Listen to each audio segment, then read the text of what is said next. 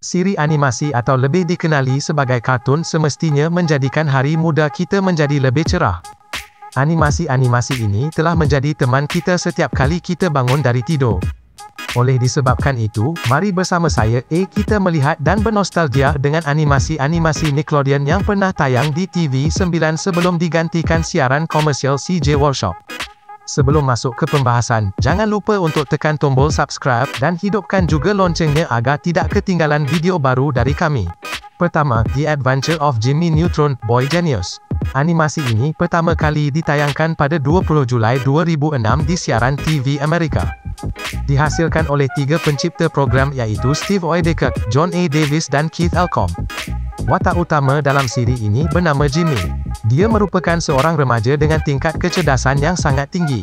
Dalam setiap episod, kita sering disajikan dengan pelbagai teknologi baru hasil ciptaannya. Setiap alat yang diciptanya adalah bertujuan untuk menyelesaikan pelbagai masalah yang timbul. Tidak hanya Jimmy yang menjadikan animasi ini menarik. Dia juga ditemani seekor anjing robot bernama Godard, 2 orang rakan baiknya, Charles dan Shane, juga beberapa karakter lain. Sayangnya, animasi TV show ini telah ditamatkan siarannya pada 25 November 2006. Jimmy yang sangat pintar mencuba menghadiri sebuah sekolah bernama Lindbergh Elementary, dengan tujuan menjadi seperti kanak-kanak seusianya. Jimmy yang masih semi remaja semestinya mendapati dirinya di situasi keseronokan dan kenakalan. Animasi ini akan berfokus pada kehidupan sang karakter utama, Jimmy Neutron yang sering menghadapi pelbagai masalah dan keseronokan di kehidupan hariannya. The Adventure of Jimmy Neutron telah mendapatkan rating sebesar 6.7 di IMDb.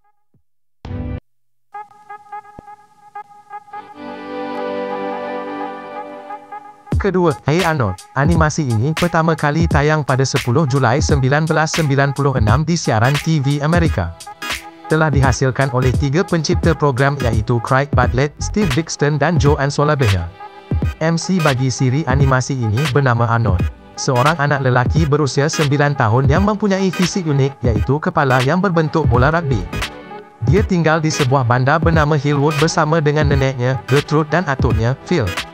Dalam siri animasi ini juga, terdapat beberapa karakter sampingan yang cukup menarik untuk diketahui seperti Helga G. Pataki, Gerald Johansson, Harold Berman dan Brainy. Pada animasi ini, kita akan disajikan dengan aksi pengembaraan, kesenangan dan kesedihan yang dihadapi setiap karakter terutama Arnold. Animasi ini telah mendapatkan episod terakhirnya iaitu pada 8 Jun 2004. Ibu bapa Arnold selaku MC di animasi ini tidak diketahui. Dia hanya tinggal bersama nenek dan atuknya di sebuah bandar bernama Hillwood. Setiap hari, Arnold akan menghadapi pelbagai cabaran baru yang menyenangkan. Animasi ini juga mempunyai banyak pesan moral yang sangat baik untuk perkembangan anak-anak. Hey Arnold telah mendapatkan rating sebesar 7.6 di IMDb. Ketiga, Charleston. Pertama kali dirilis pada 22 Mac 2002 di siaran TV Amerika. Animasi ini telah dihasilkan oleh 2 pencipta program iaitu Bill Burnett dan Larry Huber.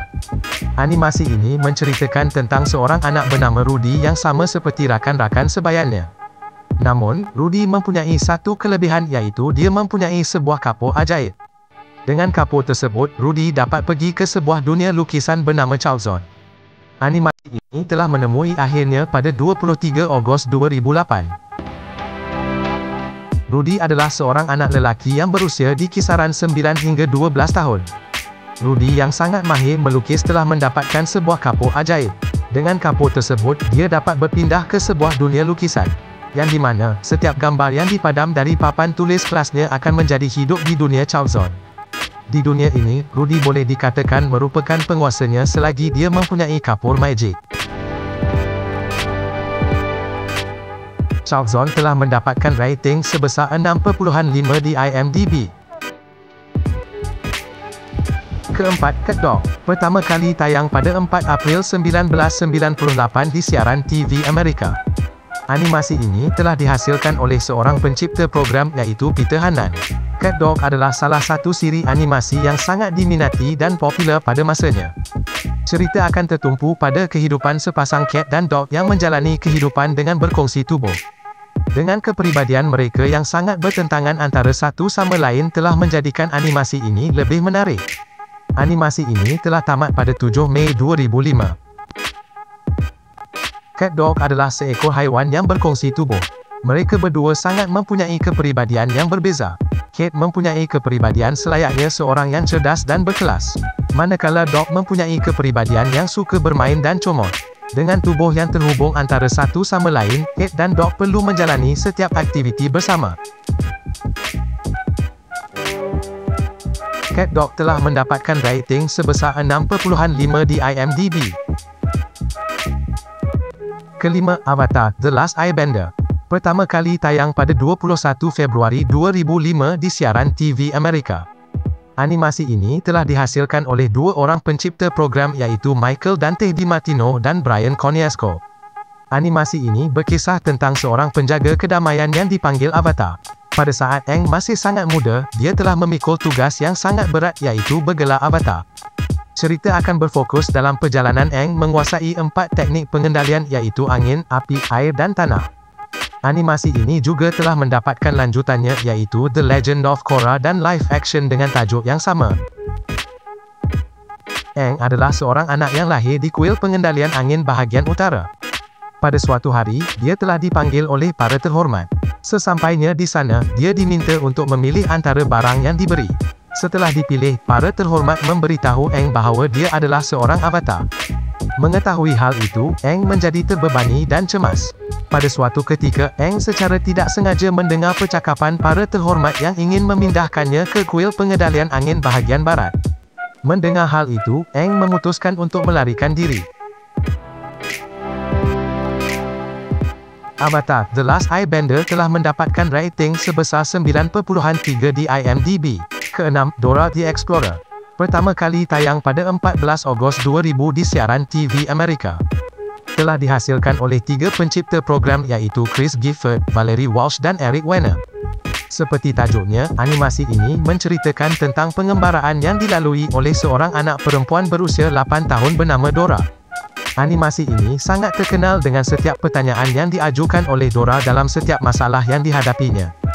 Dia juga ditemani oleh seekor monyet bernama Boots dalam setiap petualangannya. Animasi ini telah mencapai akhir pada 9 Ogos 2019 iaitu 4 tahun yang lalu. Dora merupakan seorang anak perempuan berusia 8 tahun yang sangat menyukai petualangan. Setiap hari dia akan berkelana dan menyelesaikan pelbagai puzzle untuk sampai di tempat tujuan.